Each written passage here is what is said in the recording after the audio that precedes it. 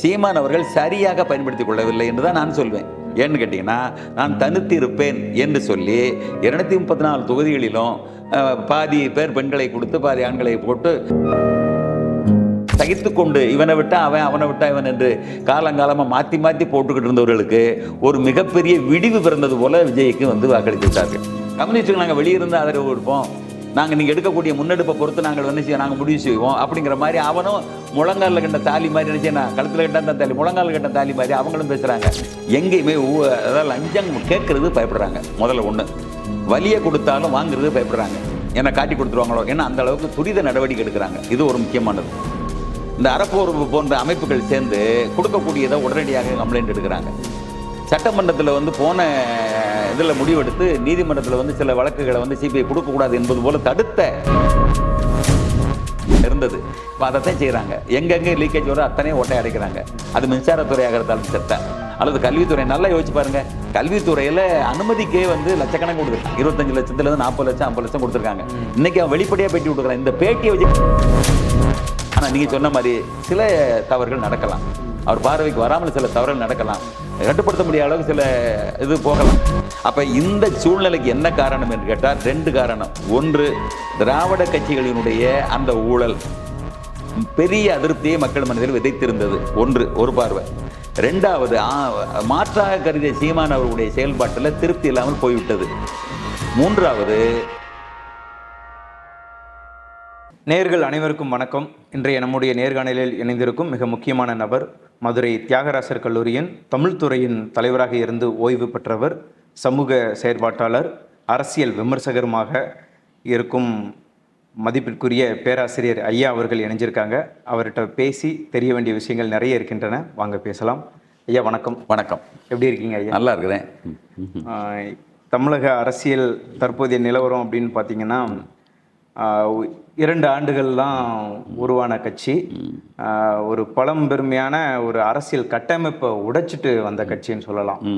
அவங்க இப்போ புதிய ஒரு மாற்றத்துக்கான அரசு அப்படின்னு சொல்லியே வந்து ஆட்சியில் பொறுப்பேற்று இப்போ ஒரு 100 நாட்கள் ஆயிடுச்சு. பழைய அந்த வரலாறு கொண்ட அந்த கட்சிகளோட ஒரு அரசியல் அணுகுமுறையும் இப்போ போய்கிட்டு இருக்கிற அரசியல் தாவேக்காவோட அரசியல் நடவடிக்கையும் எப்படி இருக்கு? அதாவது ஒரு மிகப்பெரிய வேறுபாடை நான் பார்க்குறோம்.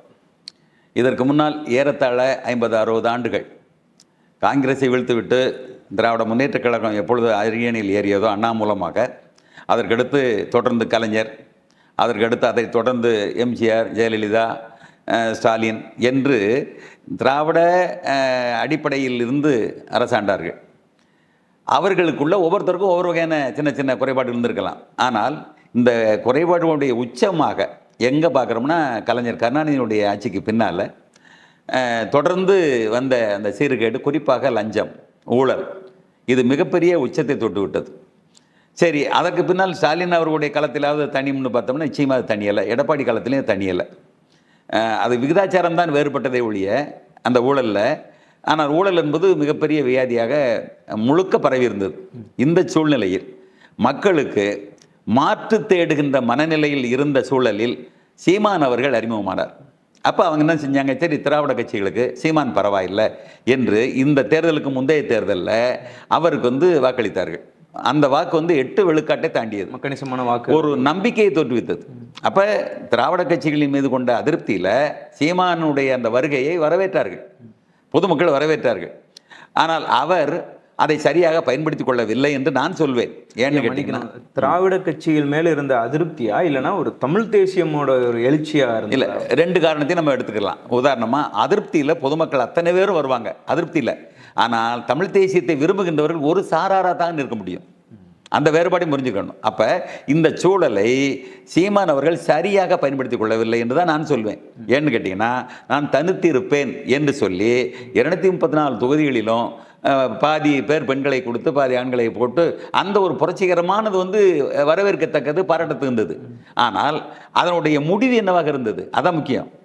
சீமான் உள்பட கட்டுத்தொகை வாங்க முடியாத அளவிற்கு தோற்கக்கூடிய அந்த நிலை என்பது மறுபரிசீலனைக்கு உட்பட்டது என்பதை என்னை போன்றவர்கள் சொல்லுகின்ற பொழுது அவர்கள் அதற்கு தயாராக இல்லை. அதனுடைய நிலை என்னவானது, விஜயனுடைய வருகைக்கு பின்னால் இன்னும் பாதிக்கு மேலே அது தன்னுடைய இது வந்து பின்னால் போயிடுச்சு. சீமானுடைய அந்த வருகையினுடைய அந்த அந்த எழுச்சி என்பது பின்னால் போயிடுச்சு. காரணம் என்ன? அதுக்கு முன்னால் இருந்த நிலையை விட இப்பொழுது விஜய் வந்த உடனே சரி இவர் தான் மாற்று சக்தியாக வருவார் அப்படிங்கிற மாதிரியான ஒரு சூழல். ஏன்னா இளைஞர்களுடைய அந்த கவர்ச்சி பொதுமக்களுடைய, அதாவது ஒரு குறிப்பிட்ட தரப்பு என்று இல்லாமல், நான் சொன்னேன் தீர்மானவர்களுக்கு தமிழ் தேசியத்தை புரிந்து கொண்டவர்கள் ஆதரிக்கக்கூடியவர்கள் தமிழர்கள் தான் இருக்க முடியும், ஆதரவாளர்கள். ஆனால் இங்கே அப்படி இல்லை. விஜய் அவர்களுக்கு தெலுங்கர்கள், கன்னடர்கள், மலையாளி வாசிகள், வடநாட்டுக்காரங்க என்று சகல தரப்பினரும் இவரை ஆதரிக்கக்கூடிய சூழ்நிலை வந்துவிட்டது. அது மட்டும் இல்லாமல் ஏறத்தாழ 18 வயதிலிருந்து 25 வயதிற்குள்ளான இளைஞர்களும் பெண்களும் மிகப்பெரிய ஆரவாரமான ஒரு வரவேற்பு கொடுத்தாங்க. அரசியல்லாம் என்னன்னு தெரியாதவர்கள் கூட. அப்போ இந்த சூழ்நிலைக்கு என்ன காரணம் என்று கேட்டால் 2 காரணம். ஒன்று, திராவிட கட்சிகளினுடைய அந்த ஊழல் பெரிய அதிருப்தியை மக்கள் மனதில் விதைத்திருந்தது. ஒரு பார்வை. 2வது, மாற்றாக கருதிய சீமான் அவர்களுடைய செயல்பாட்டில் திருப்தி இல்லாமல் போய்விட்டது. 3வது, விஜயனுடைய திரைப்படத்தினுடைய அந்த அறிமுகம் அவரை வந்து ஒரு பெரிய நாயகனாக மனதிலே பதியம் போட்டு வச்சிருந்தது. அப்போ அந்த பதிவு என்பது மக்கள் மனசில் ஒரு நம்பிக்கையை தோற்றுவித்தது. ஏன்னா நமக்கு தெரியும் தமிழகம் என்பது உலகத்தில் எங்கேயும் இல்லாத ஒரு வகையான ஒரு புது வகையானது. தியாகராஜ பாகவதரை வந்து கடவுளாக கும்பிட்டவங்க, நாயக வழிபாடு, அதற்கடுத்து எம்ஜிஆர், அதற்கடுத்து ரஜினி என்று திரை நட்சத்திரங்களுக்கு தெய்வ வடிவம் கொடுத்து வழிபடக்கூடிய அளவிற்கு இருக்கக்கூடிய அந்த நம்பிக்கையும் மிகப்பெரிய கவர்ச்சியில் தங்களை முழுமையாக ஒப்படைக்கக்கூடிய அளவுக்கு பிற்போக்குத்தனமும் நிறைந்திருந்தது. அதனுடைய விளைச்சலைத்தான் விஜய் அறுவடை செய்தார். அதில் எந்த மாற்று கருத்தும் இல்லை. இன்னும் சொல்ல போனால் அவரை மட்டும் சரியாக பிரச்சாரத்திற்கு பரப்புரைக்கு இந்த ஸ்டாலின் அரசு அனுமதித்திருக்குமானால், தடையில்லாமல் இருந்திருக்குமானால் இதனுடைய எண்ணிக்கை நிச்சயமாக அறுதி பெரும்பான்மை கொண்டு போய் சேர்த்திருக்கும். அந்த அளவுக்கு வெற்றி பெற்றிருப்பார். ஆனால் அந்த நெருக்கடியிலையும் ஏறத்தாழ 108 சீட்டு வந்து இன்னைக்கு ஒரு ஆட்சியை அமைத்திருக்கிறார் என்பது வந்து ஒரு மிகப்பெரிய சாதனை. நீங்க சொன்ன மாதிரி ஒரு பெரிய சாதனை, அந்த காலத்தை வென்று நிற்கக்கூடிய ஒரு சாதனையாக பார்க்கிறோம். அதுவும் ஓட்டுக்கு பணம் அந்த மாதிரி அதைத்தான் சொல்ல வந்தேன். அதாவது அந்த ஊழலினுடைய ஊற்றுக்கண்ணா இருக்கக்கூடிய ஓட்டுக்கு பணம் என்பது போல இல்லாமல், இன்னார் என்கின்ற தகுதியெல்லாம் பார்க்காமல் விஜய் என்கிற அந்த ஒரு நபருக்காக யாரென்று அறியாத, செலவே செய்யாத அல்லது ஓட்டுக்கு பணம் தராத அத்தனை நபர்களுக்கும் வாக்களித்திருக்கிறார்கள். அந்த வந்து பெரிய மாற்றம். குறிப்பாக சென்னை என்பது திமுகவின் கோட்டை என்று காலங்காலமாக சொல்லக்கூடிய விஷயம். அதை உடைச்சு சுக்குநூறாக்கியிருக்காங்க. சேகர்பாபுவும் சரி, உதயநிதியும் சரி, 2 பேரும் வெற்றி பெற்றது பெரிய விஷயம் என்பது போல ஆகிவிட்டது அந்த அளவுக்கு. அப்ப இந்த வெற்றியை முதல்ல நம்ம என்ன செய்யணும்? ஒத்துக்கொண்டு தான் ஆக வேண்டும். திமுக தலைவரையே தோக்கடிச்சிருக்கு. அது ஒரு பெரியது. அது ஒரு, ஏன்னா அப்ப அவங்க மேலே எந்த அளவுக்கு பொதுமக்களுக்கு அதிருப்தி இருங்கிறத நம்ம புரிஞ்சுக்கிறோம். அப்போ வந்து இதுக்கு வெற்றிக்கு 1000 காரணங்களை சொல்லி அவரவர்கள் சமாதானம் செய்து கொள்ளலாம், அது வேற. ஆனால் உண்மையிலே என்ன அப்படின்னு கேட்டீங்கன்னா, திராவிட கட்சிகளின் மீதனுடைய அதிருப்தி, பெரிய ஊழல், அராஜகம், பெண்களுக்கு பாதுகாப்பு இல்லை, குழந்தைகளுக்கு பாதுகாப்பு இல்லை, எங்கு பார்த்தாலும் வந்து அதிகாரிகளும் சரி அரசியல்வாதிகளும் சரி அவன் முடிசூடா மன்னர்கள் போல, குறுநில மன்னர்கள் போல அவங்களுடைய செயல்பாடு, பேச்சு அத்தனை இருந்தது. அவ்வளவு மோசமான ஒரு சூழ்நிலை சகித்து கொண்டு இவனை விட்டா அவன், அவனை விட்டா இவன் என்று காலங்காலமாக மாற்றி மாற்றி போட்டுக்கிட்டு இருந்தவர்களுக்கு ஒரு மிகப்பெரிய விடிவு பிறந்தது போல விஜய்க்கு வந்து வாக்களித்து விட்டார்கள். நீங்க சொன்ன மாதிரி இப்போ ஒரு மாற்றத்துக்காக வந்திருக்காங்க அப்படின்னு பார்க்க முடியுது. அதே நேரத்தில் விஜய் அரசாங்கத்து மேல ஒரு பெரிய குற்றச்சாட்டும் இருக்கு. நீங்க தூய சக்தின்னு சொல்லி வந்தோம், தீய சக்தியை விமர்சனம் பண்ணி வந்தோம் அப்படின்னு சொல்லிட்டு இவங்க என்ன பண்றாங்கன்னா, இப்போ அதே தீய சக்தின்னு சொல்லப்படுற கட்சிகளில் இருக்கக்கூடிய எம்எல்ஏக்கள், முன்னாள் அமைச்சர்கள்லாம் வந்து கட்சியில இணைச்சு அவங்களுக்கு ஒரு அமைப்பு செயலாளர் அந்த மாதிரி முக்கியமான பதவிகள் எல்லாம் கொடுக்குறாங்க. அவங்க மேல பல்வேறு ஊழல் குற்றச்சாட்டுகளும் இருக்கு. அப்போ இதை எப்படி எடுத்துக்கிறது, பொதுமக்கள் எப்படி எடுத்து? நல்ல நல்ல நல்ல கேள்வி இது. விஜய் அவர்கள் சிந்திக்க வேண்டிய கேள்வி ஒன்று. இப்போ வந்து மரத்திலிருந்து நீங்கள் தவறி விழுந்தீங்கன்னா, விழுந்து மேலேருந்து வருகின்ற பொழுது ஒரு கைக்கு கிளை கிடைக்குன்னா அது தாங்குமா தாங்காத என்று ஆராய்ச்சி பண்ணி பிடிப்பீங்களா? கிடைக்கிற கிளையை பிடிப்பீங்களா? உயிர் பயத்தில் விழுந்து வரீங்க, முதல்ல கிடைக்கிற கிளையை பிடிக்கின்ற பொழுது உங்க அறிவு என்ன செய்யாது? இது தாங்காதுன்னு யோசிக்காது. ஆனா தூரத்திலிருந்து பார்க்குறவனு தெரியும், இந்த கிளையை போய் பிடிக்கிறான் பாரு அப்படின்னு தோணும். ஆனால் இவர்களுக்கு நெருக்கடி இருக்கிறது. ஏனென்றால் இவன் அரசாட்சி செய்யக்கூடாது என்பதற்காக மிகப்பெரிய செய்தித்திட்டத்தை தீட்டியதாக செய்தி வெளியே வந்து விட்டது. உதயநிதியின் மூலமாகவும் எடப்பாடி மகன் மூலமாகவும் தொடர்பு கொண்டு எடப்பாடி மகன் உதயநிதியுடைய அப்பா ஸ்டாலின், அப்புறம் பிஜேபியினுடைய வழிகாட்டுதல் என்று ஏகப்பட்ட அந்த வலயம் என்பது பின்னப்பட்டதாக அறிகின்ற பொழுது விஜய் அவர்களுக்கு மிகப்பெரிய அதிர்ச்சி. அதுக்கு எல்லாருமே எதிர்ப்பு தெரிவிச்சிட்டாங்க. இன்னைக்கு கனிமொழி கூட சொல்லியிருக்காங்க, அப்படி ஒரு வாய்ப்பை நாங்கள் முயற்சி பண்ணல, அப்படி ஒன்று நடக்கவே நடக்காது. இல்லை, இது வந்து முழு பூசணியை சோத்துக்குள்ள மறைக்கிற மாதிரி. நான் என்ன சொல்றேன்னா, சம்மந்தப்பட்ட அத்தனை பேரும் வெளிப்படையாக சொல்லிட்டாங்க. ரெண்டாவது சாய்ஸ் திருமாவளவனை வந்து முதல்வராக்கணுங்கிறது. முதல்ல எடப்பாடி அவர்களை, அப்புறம் திருமாவளவனை. திமுகவோட குறைவாக எண்ணிக்கையில் உள்ள அதிமுகவை வந்து ஆட்சி அமைக்க சொல்லி எடப்பாடி முதல்வராக்க சொல்றதுக்கு துடிக்கிறாரு உதயநிதி என்பதாக தான் செய்தி. அதற்கடுத்து அது முடியாத பட்சத்தில் தான் திருமாவளவனை கொண்டு வந்துடுவோம், நமக்கு பேரும் கிடைக்கும், ஒரு புதாளை கொண்டு வந்த மாதிரி இப்படி பல முயற்சிகளை செய்தவர்கள் வெளிப்படையாக எல்லாரும் சொல்லிட்டாங்க. இப்போ வந்து மறைக்க முடியாது, சரியா? அதற்கடுத்து விஜய் நினைச்சிருந்தா எடப்பாடியோடு பேசி சமானமுள்ள ஒரே ஒரு கட்சியினுடைய ஆதரவில் அறுதி பெரும்பான்மைக்கு வந்திருக்கலாம், அவங்களுக்கு ஆட்சியில் பங்கு கொடுத்து வந்திருக்கலாம். ஆனால் விரும்பலை. ஏன்னு கேட்டீங்கன்னா, இவருடைய செயல்பாடு வந்து அதிருப்தி உண்டாக்கியது. அது மட்டும் இல்லை, முதலமைச்சர் ஆகிறதுக்கு வந்து எடப்பாடி விட்டு கொடுக்குற மாதிரி தெரியல. நான் வந்து கூட்டணி சேரணும்னா நானும் முதலமைச்சராக இருக்கணுங்கிற மாதிரியான இல்லை. அந்த 2 ஆண்டு பகுப்பு என்பது போல அவங்க பேசக்கூடிய அந்த பேச்சு என்பது இவர்களுக்கு ஒரு மகிழ்ச்சியை தரல. எடப்பாடி அவர்கள் மீது ஒரு நம்பிக்கையை உருவாக்கலை. ஏன்னா தேர்தலுக்கு முன்னால் இந்த பேச்சு இருந்தது. அப்போ இவர்கள் மீது அவர்களுக்கு அதிருப்தி இருந்தது. எப்போ விஜய் மீது அதிமுகவுக்கு அதிருப்தி இருந்தது. ஏன்னா அவங்க 2 ஆட்சி இருக்கிறாங்க, அந்த அளவுக்கு அவங்க ஓட்டு வங்கி இருக்கு. ஓட்டு வங்கி என்னன்னே தெரியாது, ஒரு தொகுதியில் ஜெயிப்பாங்களா 2 தொகுதியில் ஜெயிப்பாங்களா எத்தனை பெர்சன்டேஜ்னு தெரியாது, இப்படி கேட்கறாங்களேன்னு. இல்லை, அப்படி நினைச்சுதான் சின்ன சின்ன கட்சிகள் கூட சேரல. அதைத்தான் சொல்றேன். அப்படி நினைச்சு உதாசீனப்படுத்தினாங்கல்ல அதிமுகக்காரங்க விஜய. இப்ப ஜெயிச்சு இந்த எண்ணிக்கை வந்த உடனே இப்ப இவங்க அவங்கள உதாசீனப்படுத்துறாங்க. இதுதான் வேறுபாடு. அப்ப தேர்தலுக்கு முன்னால விஜயினுடைய அணி, விஜய் என்பது என்ன எதிர்பார்ப்பை வைத்திருந்தாரோ அதற்கு தகுதி இல்லை என்று சொல்லி அதிமுக தலைமை நினைச்சது. ஆனால் அந்த தேர்தலுக்கு பின்னால இத்தனை விழுக்காடு 35 விழுக்காட்டுக்கு மேல ஓட்டு வாங்கின பின்னால இவர்கள் ஏறிக்கிட்டாங்க. நாங்கள் உங்களுக்கு நீங்கள் விரும்புகிறபடி என்ன செய்யக்கூடாது, முதலமைச்சர் பதவி கொடுக்கணும் அவசியம் இல்லை, ஆட்சியில் வந்து சில மந்திரிகள் கொடுக்கலாம் மொழியே பெரிய அளவு செய்யணும் அவசியம் இல்லைங்கிறது இவங்க மேலே ஏறிட்டாங்க. அப்போ இந்த ஈகோவில் ஒன்று சேர முடியலை. அப்போ என்ன முடிவு எடுக்கிறாரு, ஒரே கல்ல 2 மாங்காய். திமுக காலி பண்ண மாதிரி இருக்கும், அவங்க கூட்டணிக்காரங்களுக்கு நம்ம வந்து ஆட்சியில் பங்கு கொடுத்த மாதிரி இருக்கும்னு சொல்லி பொது உடைமை இயக்கங்களையும் விடுதலை சிறுத்தைகளையும் முஸ்லீம் கட்சி அமைப்புகளையும் நினச்சி நான் கொண்டு வந்துட்டார். அப்போ அது வந்து இடதுசாரி அமைப்புகளை கொண்டு வந்ததுக்கு ஒரு திருப்தியாக இருந்தது. ஏன்னா திமுகவும் ஒதுக்கியாச்சு, அதிமுகவும் ஒதுக்கியாச்சு. அப்போ உதிரிகளை பூரா ஒன்று சேர்த்தாச்சு. அப்போ இது ஒரு திருப்தியாக இருந்தது. ஆனால் அறுதி பெரும்பான்மை இல்லை. அப்பையும் திருமாவளவன் என்ன சொல்கிறாரு, நாங்கள் வந்து ஆட்சியில் வந்து பங்கெடுத்தாலும் கூட நாங்கள் எப்போ வேணாலும் எங்களுடைய இதை வாபஸ் வாங்கிக்கலாம் அப்படிங்கிற மாதிரி ஒரு கருத்தை சொல்கிறாரு. அது இன்னும் கொஞ்சம் அதிர்ச்சி உண்டு பண்ணுது. என்ன இவர் இப்படி சொல்கிறாரு, நம்பித்தானே நம்ம ஆட்சி அமைச்சிருக்கோம், மந்திரி பதவி வேற கொடுத்துருக்குறோம், இப்போ இந்த மாதிரி ஸ்டேட்மெண்ட் கொடுக்குறாருங்கிற ஒரு பயம். கம்யூனிஸ்ட்டுக்கு நாங்கள் வெளியிருந்து ஆதரவு கொடுப்போம், நாங்கள் நீங்கள் எடுக்கக்கூடிய முன்னெடுப்பை பொறுத்து நாங்கள் என்ன செய்ய நாங்கள் முடிவு செய்வோம் அப்படிங்கிற மாதிரி அவனும் முழங்காலில் கண்ட தாலி மாதிரி என்ன செய்யணும், கழுத்தில் கட்ட அந்த தாலி முழங்காலில் கட்ட தாலி மாதிரி அவங்களும் பேசுகிறாங்க. அப்போ இவங்களுடைய கூட்டணியெல்லாம் ஆட்சி அமைச்சாலும் கூட ஒரு மிகப்பெரிய அச்சுறுத்தலாக இந்த எண்ணிக்கை இருந்துகிட்டு இருக்கு. இந்த சூழ்நிலையில் தான் சட்டமன்றத்தில் பெரும்பான்மை நிரூபிக்கிறதுக்கு அண்ணாமக்காரங்க உதவினாங்க. அவங்க உதவுனாங்க சுயநலம் தான், முழுக்க சுயநலம் என்றாலும் கூட இவர்கள் நினைஞ்சிட்டாங்க பயன்படுத்துவோம், ஆபத்துக்கு பாவம் இல்லை என்பது போல பயன்படுத்திட்டாங்க. அதுக்கு பின்னால் சட்டமன்றத்தில் நடவடிக்கை எடுக்கிறது பயந்து பின்வாங்கினவங்க சிலர் உண்டு. எம்எல்ஏ பதவியை ராஜினாமா பண்ணிட்டு நம்ம வந்து தாவகள் நினைச்சிடணும்னு சொல்லி இணைஞ்சவங்களும் உண்டு. இப்போ நம்ம பார்த்துட்டோம். அப்போ இந்த சூழ்நிலையில் நீங்கள் என்ன கேட்குறீங்க, இப்படிப்பட்ட ஊழல்வாதிகளை யார் வந்து சட்டத்திற்கு உட்பட்டு விசாரணைக்கு வளையத்துக்குள்ளே போய் நிற்கிறாங்களோ அப்படிப்பட்டவர்களை சேர்க்கலாமாங்கிறதான் கேள்வி. அதுக்கு தான் நான் சொன்னேன், எதை தின்னா பித்தம் தெளியும் என்பது ஒரு நோயாளியினுடைய நிலைமை. அவன் யார் மருந்து சொன்னாங்க ஏன்னா அவனுடைய நோயினுடைய அவஸ்தை அவனுக்கு தான் தெரியும். அப்போ யார் மருந்து சொன்னாலோ இதில் திந்துருமா அதில் திந்துருமா என்று தேடுவான். அந்த சூழ்நிலையில் தான் விஜயனுடைய நிலைமை. ஏன்னா ஆட்சி என்ன செய்யணும், நம்ம ஸ்தாபித்து ஆகணும். நிச்சயமாக இதில் தோத்துட்டோம்னா நமக்கு நல்லா இருக்கு, திரும்ப தேர்தல் வச்சா கூட நிச்சயமாக அறுதி பெரும்பாலும் ஜெயிக்க முடியும்.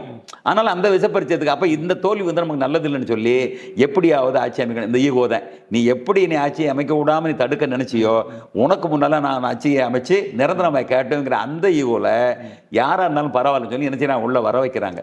இப்போ சரி, நீங்கள் சொன்ன மாதிரி அது ஒரு புறம் அவங்க ஒரு நீங்கள் சொன்ன மாதிரி ஆபத்துக்கு போகல அப்படிங்கிற மாதிரியும் ஆட்சியை நாங்கள் வந்து காப்பாற்றோம் அப்படின்ற வகையில் செய்யறதா பார்க்கப்பட்டாலுமே, இப்போ இது வந்து ஒரு ஆட்சியை கட்டுப்படுத்தணும் காப்பாற்றணுன்ற ஒரு நடவடிக்கை இருந்தாலும் ஒரு புறம் அவங்க ஆட்சிக்கு வந்துட்டாங்க. இங்க இவங்க தான் இன்னும் அடுத்த ஒரு 5 வருஷம் 6 மாதத்துக்கு மட்டும்தான் அந்த மாதிரி நிறைய விஷயங்கள் போகுது. 6 மாசம் 3 இல்ல மாசம் 6 மாதத்துக்கு பிறகு நம்பிக்கை வாக்கெடுப்பு கோரினால் அங்க வாக்களிக்க தயாரா இருக்கணும். இந்த 6 மாதம் வரைக்கும் இவங்க மூச்சு விட்டுக்கலாம். ஏற்கனவே கூட்டணி கட்சிகள்ல உள்ளவங்க எல்லாரும் சொல்லியிருக்காங்க, நாங்க இல்ல, அதுதான். இது நிலைச்சு இருப்பாங்க அதுதான், சொல்லி உறுதி அளிச்சிருக்காங்க. இப்ப இது ஒரு புறம் போனாலுமே இவங்களோட நடவடிக்கைன்னு பாத்தீங்கன்னா, இப்போ பொதுமக்களுக்கு செய்யக்கூடிய ஒரு விஷயங்கள்ல சில விஷயங்கள் வந்து முன்னெடுப்புல பாத்தீங்கன்னா மது ஒழிப்பு வந்து கொஞ்சம் வந்தவொடனே வரவேற்கப்பட்டுச்சு. 717 கடைகளை வந்து ஒழிச்சாங்க. இதுல குறிப்பா அதுலயுமே ஒரு சில விமர்சனங்கள்லாம் இருந்துச்சு. இங்க வந்து நாங்க அவங்க என்ன சொல்றாங்க, அரசு சார்பில் வந்து நம்பர் கொடுத்துருக்கோம், இது இந்த இடத்துல தான் நாங்க எடுத்திருக்கோம் அப்படின்னு அவங்க சொல்றாங்க. அதை பார்த்து தெரிஞ்சுக்கோங்க. பொதுமக்கள் என்ன கேட்கறாங்க, எந்த இடத்துலலாம் நீங்க வந்து எடுத்துறீங்க அதை சொல்லுங்க அப்படிங்கிறாங்க. இது ஒரு புறம் விமர்சனம் போது. இன்னொரு புறம் இந்த மது ஒழிப்புக்கே வந்து அவங்க ஒரு புறம் இந்த 10 ரூபாய் இந்த மாதிரி விஷயங்கள் எல்லாம் ஒழிக்கிறேன்னு சொன்னாலும் ஆன்லைன் விற்பனை அப்படின்ற ஒரு புதிய ஒரு விஷயத்தையும் கொண்டு வராங்க. இது ஏதோ வந்து அந்த மது ஒரு புறம் ஒழிக்கணும், போதையில்லா தமிழகத்தை உருவாக்கணும்னு சொன்னாலும் இன்னொரு வகையில இந்த ஒரு கலாச்சாரத்தை வந்து இன்னும் ஒரு டிஜிட்டல் முறையில் இவங்க கொண்டு போறதா பார்க்கப்பட்டாலும் அது ஒரு ஊக்கப்படுத்துற மாதிரி ஒரு செயலா தான் பார்க்கப்படுது. இதை எப்படி இவங்க கையிலும், அதாவது முக்கியமா என்ன பார்க்கணும்னா, இன்றைக்கு நான் நடைமுறையில் அனுபவபூர்வமாக தெரிஞ்சிற விஷயம் முதல்ல எங்கேயுமே அதாவது லஞ்சம் கேட்கறது பயப்படுறாங்க. முதல்ல ஒன்று, வலியை கொடுத்தாலும் வாங்குறது பயப்படுறாங்க. ஏன்னா காட்டி கொடுத்துருவாங்களோ, ஏன்னா அந்த அளவுக்கு துரித நடவடிக்கை எடுக்கிறாங்க. இது ஒரு முக்கியமானது. இந்த அறப்போர் போன்ற அமைப்புகள் சேர்ந்து கொடுக்கக்கூடியதை உடனடியாக கம்ப்ளைண்ட் எடுக்கிறாங்க. சட்டமன்றத்தில் வந்து போன இதில் முடிவெடுத்து நீதிமன்றத்தில் வந்து சில வழக்குகளை வந்து சிபிஐ கொடுக்கக்கூடாது என்பது போல தடுத்த ஸ்டாலின் அரசால் தடுக்கப்பட்ட அந்த வழக்குகளை கூட இவங்க நினைச்சாங்க வந்தவுடனே சிபிஐ கொடுக்குறாங்க. உதாரணமாக ஆம்ஸ்டாங் வழக்கு. இது போல வெளிப்படைத்தன்மையாக இருக்க வேண்டும் என்பது தான் விஜயனுடைய இது. அவருக்கு சில நெருக்கடிகள் இருக்கலாம். ஆரம்பத்தில் பலரை சார்ந்து தான் ஆட்சியை நல்லபடியாக கொண்டு போக முடியும். அப்போ படிப்படியாக சரி செய்வதற்காகத்தான் உங்களுக்கு தெரியும், அருண் அவர்களுக்கு மிகப்பெரிய பதவியை கொடுத்து ஊழல் ஒழிப்பில் கொடுத்து அதை உடனடியாக வாபஸ் பெறப்பட்டது. ஏன்னா முதல்ல நம்பிக்கை வேற மாதிரி ஊட்டப்பட்டது, அப்புறம் அது உண்மையை தெரிஞ்ச உடனே காலி பண்ணப்பட்டிருக்காங்க. இப்படி இந்த பெண்களுக்கான படைகள் உங்களுக்கு சிங்கப்பெண் படை கொண்டு வந்தது. அந்த அதுல இன்னொரு விஷயம் கூட சொன்னாங்க சார், நீங்க அருண் ஐபிஎஸ் சொல்லும்போது கடந்த ஆட்சியில வந்து அவர் வந்து சரியா, அவர் வந்து ஒரு நல்ல அதிகாரி, சரியா செயல்பட வைக்க முடியல, அவரால் செயல்பட முடியல. ஆனா விஜய் வந்து செயல்பட வைக்கிறாரு. இல்ல, அப்படி இல்ல, அதன் தப்பு. சவுக்கு சங்கர் வந்து நூக்கன் காணர் முழுக்க முழுக்க அருணை பற்றியே பல வீடியோக்கள் போட்டிருக்காப்புல. முழுக்க இன்னைக்கு அவர்களுடைய மனைவி மீது 2 பெண் பிள்ளைகள் மீது அவ்வளவு இன்னைக்கு வழக்கு இதாக பதிவு செய்யப்பட்டிருக்கு. அவ்வளவு தூரம் ஊழல் இருக்குன்னு காட்டுறான். எதுக்கு இதை சொல்றேன்னா, துணிச்சலாக சில விஷயங்களை முடிவெடுக்கிறது விஜய். அதில் சில விஷயங்களை வந்து கவனிக்காமல் இருக்கலாம். இப்போ நீங்கள் சொன்ன மாதிரி இந்த மதுபான கடையில் வந்து டிஜிட்டல் முறையில் கொண்டு வந்து ஆன்லைனில் விற்கிறேன்னு சொல்கிறது வந்து ஒரு முக்கியமானது. என்ன காரணம் கேட்டிங்கன்னா, அந்த ஆன்லைனில் விற்கும் பொழுது குடும்பத்தோடு இருப்பாங்க, கொண்டு வரதுக்கு பயப்படுவாங்க. அல்லது வந்து அது தெரிஞ்சுன்னா வீட்டுக்காரங்க கண்டிப்பாங்க. இது ஒன்று இருக்குது. அதே போல் இங்கே வந்து 10 பாட்டிலுக்கு 10 ரூபா வாங்கக்கூடிய சிக்கல் குறையுது. அதே போல் அங்கே உள்ள எம்ப்ளாயி எண்ணிக்கையை குறைக்கலாம். இது வந்து மறைமுகமாக மதுவை படிப்படியாக கட்டுப்படுத்தக்கூடிய வாய்ப்பாகவும் மாறலாம். ஏன்னா அதை எம்ப்ளாயி வந்து இன்னைக்கு எங்களுடைய வேலை வாய்ப்பு முக்கியம்னு சொல்கிறேன். அப்போ இங்கே ஆன்லைனில் கொடுத்துட்டீங்கன்னா அதனுடைய எண்ணிக்கை குறையிறதுக்கு வாய்ப்பு இருக்கலாம், அங்கே கூட்டத்தை குறையிறதுக்கு வாய்ப்பு இருக்கலாம், நேரத்தை குறைக்கிறதுக்கு வாய்ப்பு இருக்கலாம். காரணம் காட்டியே நேரத்தை குறைக்கிறது, இப்படி பல விஷயங்களை நம்ம முன்னெடுக்கின்ற பொழுது அப்போ மறைமுகமாக இந்த மது ஒழிப்பை நம்ம கொண்டு வரலாம்ங்கிற மாதிரி ஒன்று. அதே போல் இப்போ ஒரு 2 நாளைக்கு முன்னால் ஒரு குறிப்பிட்ட 11 பிராண்டை வந்து தடை செய்யப்பட்டதுன்னு சொல்லி மறுநாளே அதை தடை நீக்கி பண்ணிட்டாங்க. அந்த என்ட்ரிகா என்டர்பிரைசஸ் ஏதோ ஒரு சட்ட விதிகளை காட்டி என்ன செய்றாங்க, இதை வந்து திரும்ப பெற்றுக்கொண்டார்கள். 24 மணி நேரத்திலே திரும்ப பெற்றுக்கொண்டார்கள். இதெல்லாம் கொஞ்சம் வியப்பான விஷயங்கள். சரியா? அப்ப விஜயனுடைய அவருடைய பார்வைக்கு வரக்கூடிய விஷயங்கள் ரொம்ப கடுமையாக இருக்கிறார். பார்வைக்கு வராம சில விஷயங்கள் இருக்கலாம். ஏனென்றால் இருக்கிற மொத்தம் 3 மாதம் தான் ஆயிருக்கு. இந்த 3 மாதத்துக்குள்ள அவங்களுடைய செயல்பாடு ரொம்ப பாராட்டுக்குரிய விஷயமா இருக்கு. அதை யாரும் குறை சொல்லக்கூடாது. ஏன்னா நான் எதுக்கு சொல்றேன்னா, எடப்பாடி ஆட்சியும் ஸ்டாலின் ஆட்சியும் ஒப்பிட்டு பாருங்க, பார்த்துட்டு முடிவு பண்ணுங்க. நீங்கள் வந்து செந்தில் பாலாஜினுடைய செயல்பாடு எப்படி இருந்தது, அவரை தியாகின்றாரு. இதே ஸ்டாலின் வந்து கரூரில் அவ்வளவு புகழ்ந்து பேசினார். அப்படிப்பட்ட அந்த செந்தில் பாலாஜி வந்து தியாகின்னு சிறைக்கு சென்றவரை கொண்டாந்து கூட்டி வந்து மந்திரி பதவி கொடுக்குறார். அப்போ அவன் கொட்டுறான், ஏண்டா நீ வந்து ஜாமீனில் போகிற, ஜாமீனில் போகும்போது வந்து நீ வந்து மந்திரி பதவி போனேன்னா அப்போ ஜாமீனை அது சாட்சிகளை கலப்பில்லை, அப்போ உனக்கு மந்திரி பதவி நான் வாபஸ் வாங்கடா அப்படின்னு சொல்லி கொட்டினா அப்புறம் திரும்ப வளர்க்குறாங்க. அவ்வளவு குற்ற பின்னணி இருந்துமே தாவேக அரசு வந்த உடனே செந்தில் பாலாஜி ஒன்றும் கைது பண்ண முடியல. இல்லை, நான் அதைத்தான் சொல்கிறேன். நான் நல்லா கவனிக்கணும். இப்போ விஜய் அவர்கள் தார்மீகமாக சரியான ஆட்சியை கொடுக்கணும்னு நினைக்கிறாரு.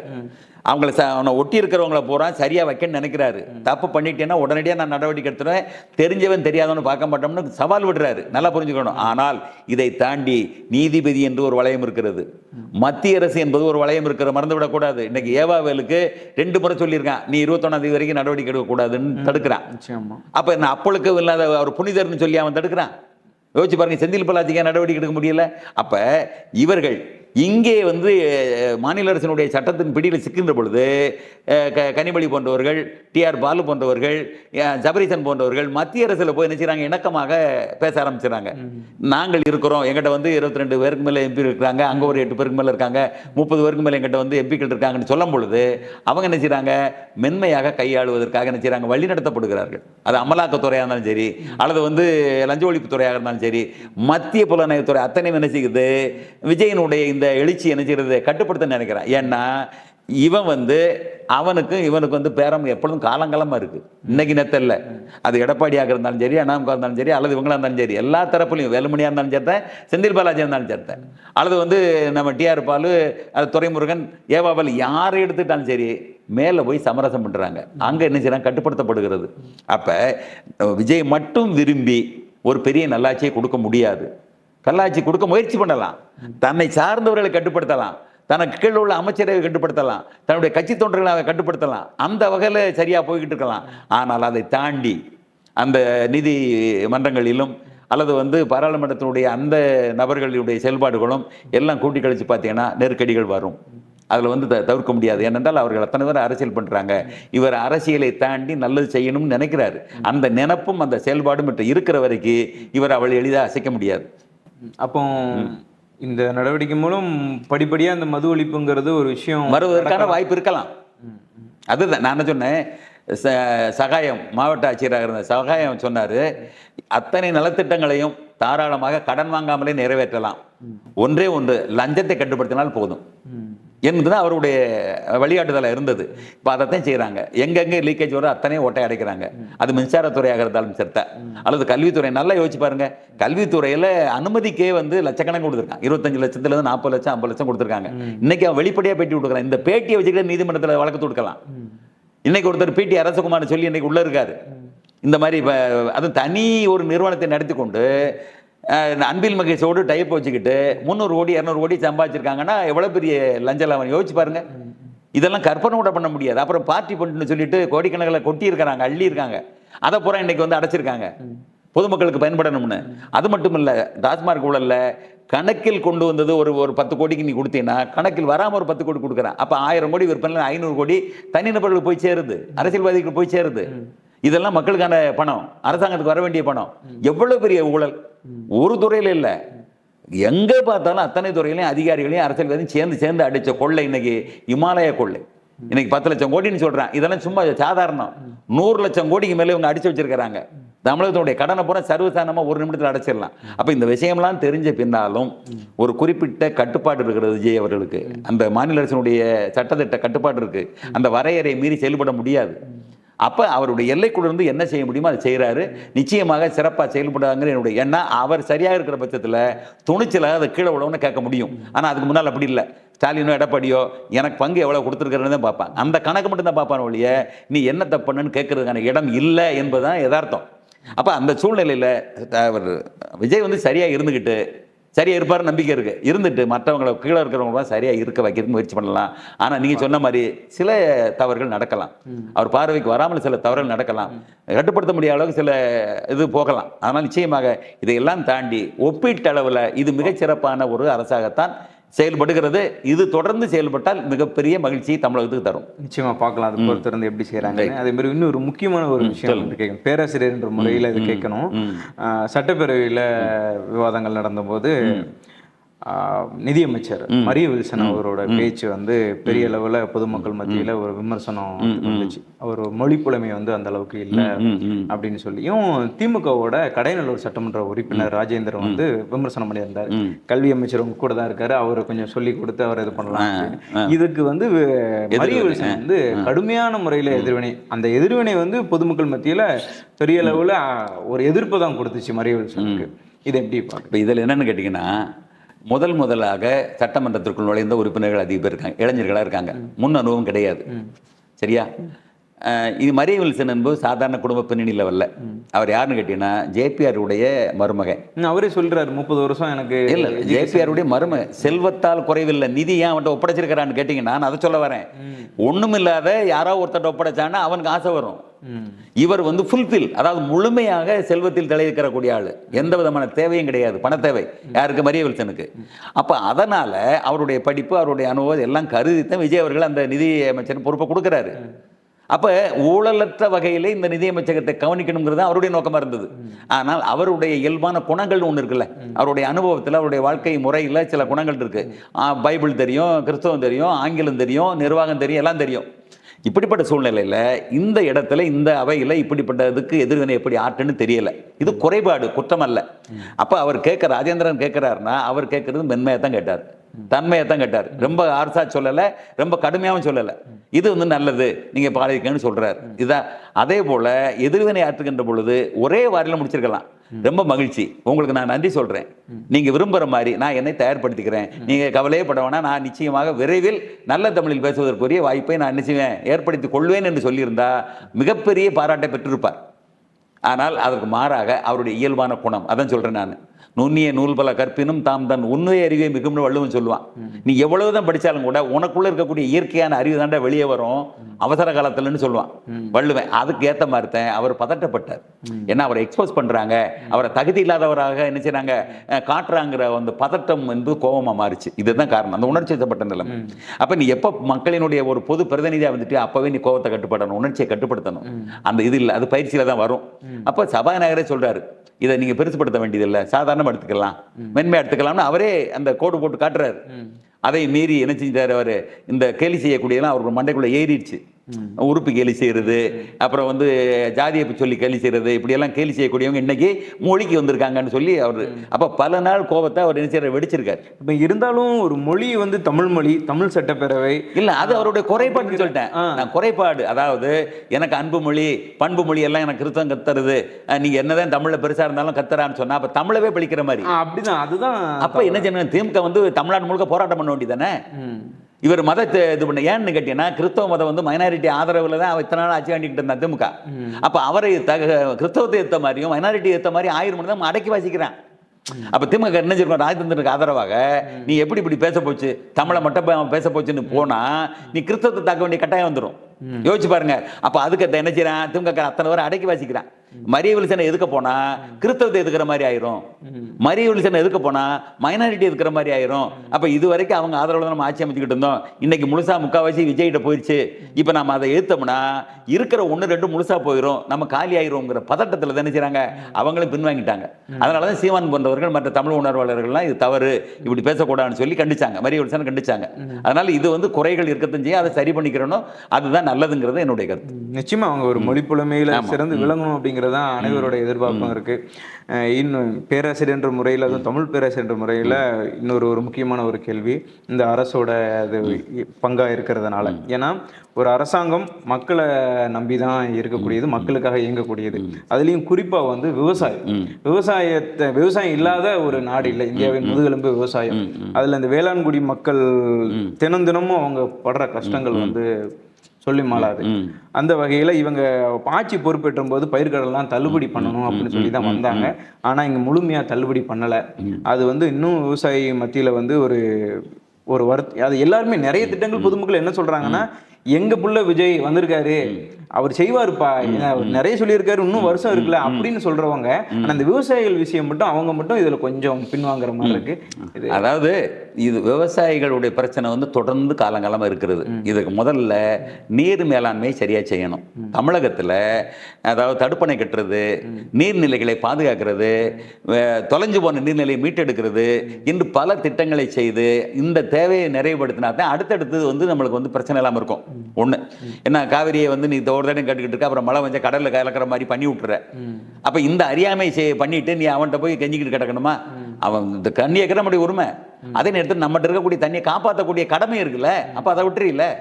அதனால தான் நான் சொல்றேன், விவசாயிகள்ல வந்து நீங்க நினைக்கிற மாதிரி எளிய விவசாயிகள் வந்து கடன் வாங்கிட்டு சிரமப்படலை. எளிய விவசாயிகள் கடன் தரமாட்டான். அப்ப வலுத்த விவசாயிகளுக்கு தான் கடன் கொடுக்குறேன். அவன் தள்ளுபடி ஆகுங்கிற காரணத்தினாலே கடன் வாங்குற ஆட்கள் உண்டு. நான் எல்லாத்தையும் சொல்லலை, நான் எல்லா விவசாயிகளையும் சொல்லலை. உண்மையாகவே அதுல ஒரு ஏற்றுக்கொள்ளக்கூடிய எல்லா விவசாயிகளும் நான் சொல்லலை. எளிய விவசாயிகளுக்கு கடன் கிடப்பதும் கிடையாது. அதே போல வலிய விவசாயிகள் கடன் வாங்குகின்ற பொழுதே தள்ளுபடி ஆகுங்கிற நினைப்போடு தான் வாங்குறாங்க. நான் விரும்புறது என்னன்னு கேட்டீங்கன்னா, நீ உன்னுடைய வரலாற்றில் உன்னுடைய வாழ்க்கை ஆய்வுள்ள எத்தனை முறை வந்து நீ விவசாய கடன் வாங்கியிருக்க, எத்தனை முறை உனக்கு தள்ளுபடி ஆயிருக்குன்னு நீ அந்த ரெக்கார்டு எடுத்துட்டு ஒரு முறை கூட தள்ளுபடி ஆகணும் முழுசா தள்ளுபடி பண்ணுறேன். நான் இதை சொல்றேன், நான் இது ஒரு ஆலோசனையை சொல்றேன் அரசுக்கு. அதாவது இப்ப 10 பேர் கடன் வாங்கியிருக்கான், அதுல 8 பேர் காலங்காலமா கடன் வாங்கி தள்ளுபடி ஆனவன், 2 பேர் புதுசா வாங்கியிருக்கான். அந்த 2 பேருக்கு நீ முழுசா தள்ளுபடி பண்ணு. அப்ப அது ஒரு நியாயமா இருக்கும். நான் முதல்ல கடன் வாங்கியிருக்கேன், பொருளாதார அடிப்படையில் அந்த ஆய்வை பார்த்து நான் வந்து இப்பதான் முதல்ல வாங்கியிருக்கேன், விவசாயம் பண்ணியிருக்கிறேன். அவங்க வந்து காலங்காலமா அடிக்கொருக்கா கடன் வாங்குறாங்க, அடிக்கொருக்கா தள்ளுபடி ஆகுது. இந்த கணக்கு எடுத்து என்ன செய்யலாம், அவங்களை தவிர்த்துட்டு இப்படிப்பட்ட எளிய விவசாயிகளுக்கு அல்லது வந்து அவருக்கு தான் 5 ஏக்கருங்கிற மாதிரி கணக்கு சொல்லிட்டாங்க. விஜயை பொறுத்தளவில் எல்லாத்தையும் செய்யணும்னு நினைக்கிறாரு. ஆனால் அவங்க ஏற்கனவே கஜானா காலியாக இருந்தது. படிப்படியாக இந்த ஊழலை ஒழித்து நிதி வருவாயை பெருக்கி எல்லாத்தையும் செய்யணும்னு நினைக்கிறாங்க. நிச்சயமாக செய்வாங்க. விவசாயிகளுடைய வாழ்க்கையில் மறுமலர்ச்சி உண்டாகணும்னா முதல்ல நீர் மேலாண்மை செம்மையாக செய்யணும். அது பல திட்டங்களை போட்டு அதை செம்மையாக செஞ்சாச்சுன்னா விவசாயிகளுடைய வாழ்க்கையில் இந்த பிரச்சனை வராது. அது நிச்சயமாக சரியாயிரும். நிச்சயமாக நிறைய விஷயங்கள் உங்கள்கிட்ட தெரிஞ்சுக்கிட்டோம். அதாவது குறிப்பாக விவசாயிகள் பற்றின ஒரு நல்ல ஒரு ஆலோசனை கொடுத்தீங்க அரசுக்கு. அதாவது பொருளாதார அடிப்படையில் அந்த கடனை தள்ளுபடி பண்ணணும் அப்படிங்கிற விஷயமும் நிறைய விஷயங்கள் தெரிஞ்சுக்கிட்டோம். தாவேக்கா அரசு அடுத்தடுத்த நடவடிக்கைகள் வந்து ஒரு ஆரோக்கியமான விதத்தில் போவாங்க அப்படின்னு உங்கள்கிட்ட வந்து கேட்க முடிஞ்சது. பொறுத்திருந்து பார்க்கலாம் தாவேக்கா ஆட்சி எந்த மாதிரி இருக்க போகுது. குறிப்பாக போதை இல்லாத தமிழகமும்